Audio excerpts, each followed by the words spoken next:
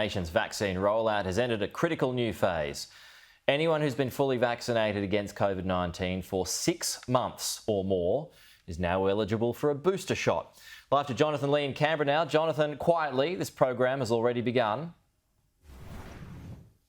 Pete, good morning to you. Quietly, it has begun behind the scenes. It's been carried out in nursing homes already now for what I understand to be the better part of a week since the government announced that this was going to happen. But today is officially the start of the booster shot program. So basically, if you've had a vaccine and you've had it, you've been fully inoculated for the better part of the last 6 months, you are now eligible. So we're talking really older Australians first and foremost, and it will begin with an in-reach program into nursing homes. So I want to show you on the screen how this should play out. As we say, it's already begun in some capacity. It begins with nursing home and homes where disabled are currently, quietly 173,000 Australians have already received their booster shot. The concern, though, is around pharmacies, which have ordered, or only 20% of pharmacies apparently have ordered sufficient Pfizer doses here, so Pfizer being the vaccine which will be used for the booster shot program. The Health Minister, though, remains confident that won't be an issue. We are, though, steadily going up in terms of first doses, 89.3%. More than 80% have received 2 doses now. We passed that milestone on Saturday. But the states which continue to lag behind are the obvious ones, Queensland, Western Australia, and also the Northern Territory. Pete, you asked the Health Minister the very important question, are we now going to be receiving booster shots every year like we receive the flu vaccine? So this is a really interesting question. The world hasn't settled on this. I spoke last night with the head of the vaccines group at Oxford, Sir Andrew Pollard, and his view is that it's not determined yet.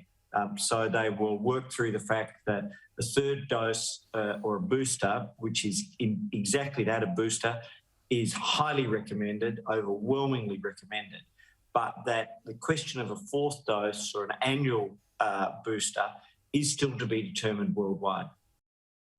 OK, we're going to have to wait on that one. Meanwhile, Jonathan, the Treasurer is trumpeting data today, which shows the nation has avoided that so-called tidal wave of small business collapses.